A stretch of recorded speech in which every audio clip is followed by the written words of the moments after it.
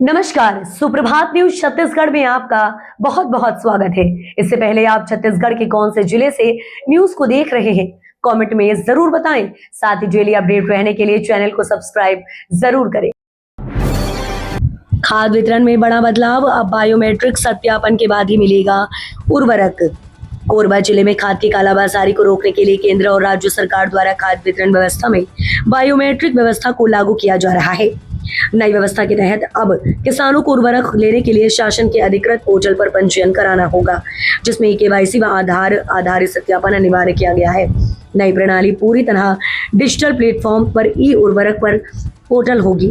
किसान जब भी खाद लेने जाएंगे, सिस्टम में उसकी पात्रता और उपलब्धता के आधार पर खाद का वितरण किया जाएगा। रायपुर में शुरू होगा सुशासन तिहार, 11 मई से सभी 10 जोन में लगेंगे जन समस्या निवारण शिविर। दरअसल रायपुर में लोगों की शिकायतों और सरकारी योजनाओं से जुड़ी समस्याओं के समाधान के लिए सुशासन तिहार 2026 के तहत जन समस्या निवारण शिविर लगाए जाएंगे। नगर निगम के सभी 10 जोनों में अलग अलग तारीखों पर शिविर आयोजित होगा। पहला शिविर 11 मई जोन 3 क्षेत्र में शंकर नगर से स्थित सिंधु भवन बीटीआई मैदान के सामने लगाया जाएगा। मुख्यमंत्री विष्णुदेव साय और उप मुख्यमंत्री अरुण साव के निर्देश पर नगरीय प्रशासन विभाग और जिला प्रशासन ने इसकी तैयारी शुरू कर दी है। दरअसल नगर निगम प्रशासन के मुताबिक शिविरों में निगम के साथ कई विभागों के अधिकारी मौजूद रहेंगे, ताकि लोगों की समस्याओं का मौके पर समाधान किया जा सके। अवैध लॉन्चिंग और अव्यवस्थित बसाहटों पर लगेगी रोक। राजधानी रायपुर समेत नवा रायपुर, दुर्ग, भिलाई और आसपास के तेजी से फैलते इलाकों में अब जमीन विकास पुराने तरीके से नहीं हो सकेगा। दरअसल सरकार स्टेट कैपिटल रीजन का प्रारूप तैयार कर रही है। इसके लागू होने के बाद बिना तय मानकों की कॉलोनी बसाना, बाजार विकसित करना या अव्यवस्थित निर्माण करना मुश्किल हो जाएगा। नए सिस्टम में ये पहले से तय होगा कि किस इलाके में आवासीय कॉलोनी बनेगी, कहाँ उद्योग लगेंगे और कौन सी जमीन कृषि उपयोग के लिए सुरक्षित रहेगी। सरकार की तैयारी पूरे क्षेत्र को एक मास्टर प्लान के तहत विकसित करने की है। नगर निगम एक्शन मोड में बढ़ती आवारा कुत्तों की संख्या रोकने शुरू होगा एबीसी अभियान। शहर में लगातार बढ़ रही आवारा कुत्तों की संख्या और उससे लोगों को हो रही परेशानियों को देखते हुए नगर निगम अब एक्शन मोड में आ गया है। नगर निगम प्रशासन द्वारा एनिमल बर्थ कंट्रोल योजना के तहत शहर भर में विशेष बधियाकरण अभियान शुरू किया जा रहा है। इसके तहत निगम क्षेत्र के सभी 48 वार्डों में कुत्तों को सुरक्षित तरीके से पकड़कर उनका बधियाकरण किया जाएगा। दरअसल अभियान की तैयारियों का जायजा लेने महापौर संजय पांडे निगम की टीम के साथ कंगोली स्थित सुविधा युक्त सेंटर पहुंचे। 12-13 मई को आयोजित होगी छत्तीसगढ़ प्रदेश भाजपा कार्य समिति की बैठक। छत्तीसगढ़ प्रदेश भाजपा कार्य समिति की बैठक बुलाई गई है। ये बैठक राजधानी रायपुर में 12 और 13 मई को आयोजित की जाएगी, जिसमें प्रदेश प्रभारी जिलाध्यक्ष कोर ग्रुप की बैठक होगी। दरअसल आपको बता दें, इसकी जानकारी वन मंत्री केदार कश्यप ने दी है। वन मंत्री केदार कश्यप ने बताया कि इस बैठक में संगठन के मंडल जिला प्रशिक्षण वर्ग की समीक्षा के साथ ही आगामी कार्यक्रम की रूपरेखा भी तय की जाएगी। वहीं उन्होंने आगे बताया कि पार्टी इसमें एक राजनीतिक प्रस्ताव पारित करेगी, जिसमें बंगाल असम चुनाव में भाजपा की जीत पर मतदाताओं के साथ पीएम मोदी का आभार व्यक्त किया जाएगा। पीएम आवास योजना में धमतरी नंबर 1 छत्तीसगढ़ में हासिल किया पहला स्थान। दरअसल प्रधानमंत्री आवास योजना ग्रामीण के अंतर्गत जारी जिला स्तरीय समग्र रैंकिंग में धमतरी जिले ने पूरे छत्तीसगढ़ में प्रथम स्थान प्राप्त कर राज्य भर में नई मिसाल कायम की है। ग्रामीण परिवारों के सुरक्षित, सम्मानजनक और स्थायी आवास उपलब्ध कराने की दिशा में धमतरी का उत्कृष्ट प्रदर्शन अब नए जिलों के लिए प्रेरणा बन गया है। दरअसल हम आपको बता दें कि आवास निर्माण की गुणवत्ता, समयबद्ध पूर्णता, जियो टैगिंग, ऑनलाइन प्रविष्टियां, हितग्राही आधारित अधिक मॉनिटरिंग तथा किस्त भुगतान जैसे विभिन्न मानकों में बेहतर प्रदर्शन के आधार पर धमतरी ने प्रदेश में शीर्ष स्थान हासिल किया। छत्तीसगढ़ में निकाय और पंचायत चुनाव का ऐलान, 1 जून को मतदान, 4 जून को आएंगे नतीजे।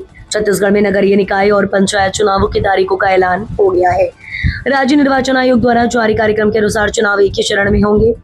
इसमें 1 जून को वोटिंग होगी। इसके 3 दिन बाद यानी 4 जून को काउंटिंग के बाद रिजल्ट घोषित कर दिए जाएंगे। दरअसल आपको बता दें, चुनाव कार्यक्रम जारी होते पूरे प्रदेश में आचार संहिता लागू हो गई है।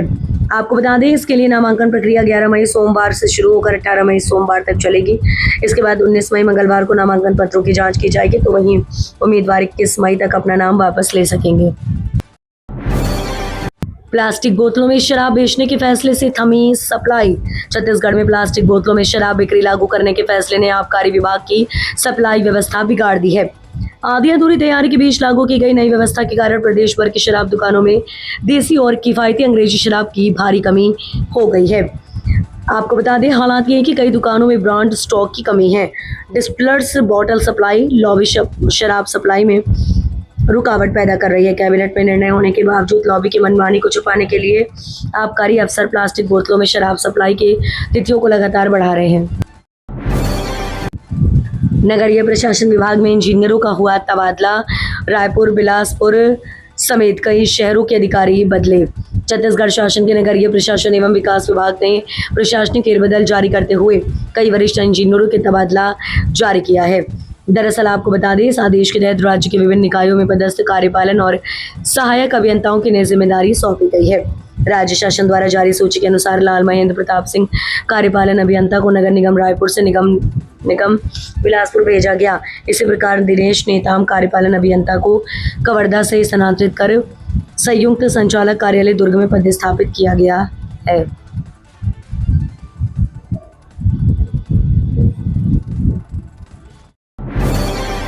कांग्रेस प्रदेश अध्यक्ष पद पर घमासान। विधायक पुरंदर मिश्रा ने साधा निशाना।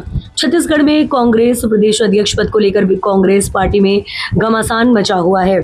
दरअसल जिसको लेकर भाजपा विधायक पुरंदर मिश्रा ने कांग्रेस पर जमकर बोला हमला। उन्होंने कहा कि दीपक बैज का कार्यकाल जुलाई में पूरा हो रहा है और कार्यकारिणी तक नहीं बना पाए। वहीं उन्होंने आगे कहा कि कांग्रेस में एकता नहीं, आपस में इनके बीच लड़ाई है। 3200 करोड़ का घोटाला हुआ था, जिसका बंटवारा नहीं होने से आपस में कंपटीशन है। दीपक बैज का कार्यकाल जुलाई में पूरा हो रहा है और कार्यकारिणी तक नहीं बना पाए। कृषि भूमि की अवैध प्लॉटिंग पर प्रशासन सख्त। विक्रय पंजीयक पर लगाई रोक।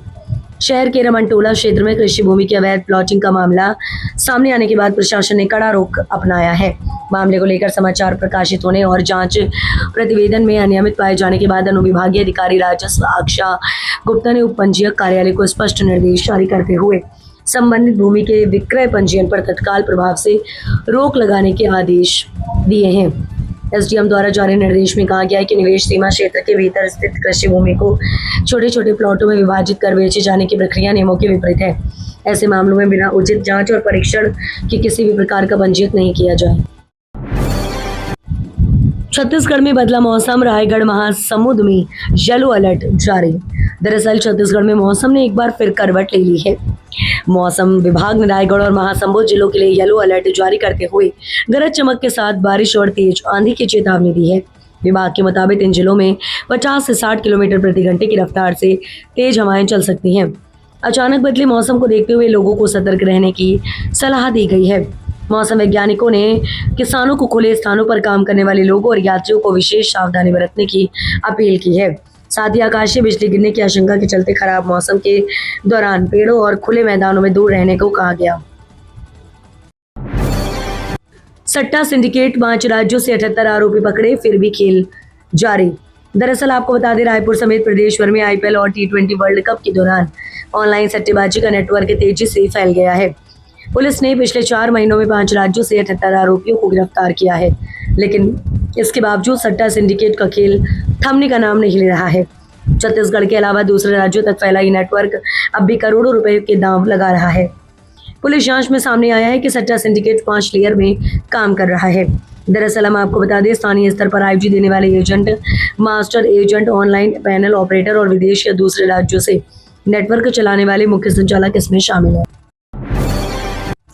पीएम श्री स्कूल में धर्मांतरण के आरोप से मचा बवाल, हेडमास्टर निलंबित।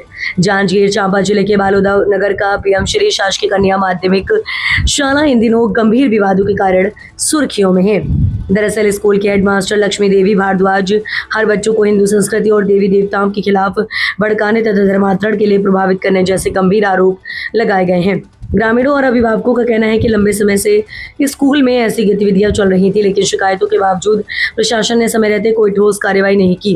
अब मामला सार्वजनिक होने के बाद शिक्षा विभाग और प्रशासन दोनों सवालों के घेरे में है। 1.5 करोड़ के एलपीजी घोटाले में पूर्व राज्य मंत्री के दामाद भाजपा नेता को पुलिस ने धरा। करीब 1.5 करोड़ रुपए से अधिक के एलपीजी घोटाले की जांच कर रही पुलिस ने प्लांट मैनेजर, खाद्य अधिकारी और सहायक खाद्य अधिकारी के साथ गौरव गैस एजेंसी के संचालक पंकज चंद्राकर को भी हिरासत में लिया है।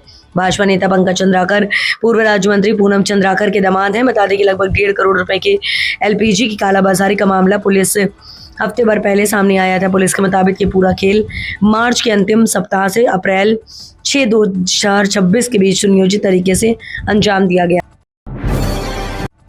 सूरजपुर में शराब पीकर वाहन चलाने वालों पर सख्ती, 25,000 से ज्यादा ड्राइवरों पर कार्रवाई। सूरजपुर पुलिस ने सड़क सुरक्षा और यातायात व्यवस्था को मजबूत करने के लिए शराब पीकर वाहन चलाने वालों के खिलाफ बड़ा अभियान चलाया है।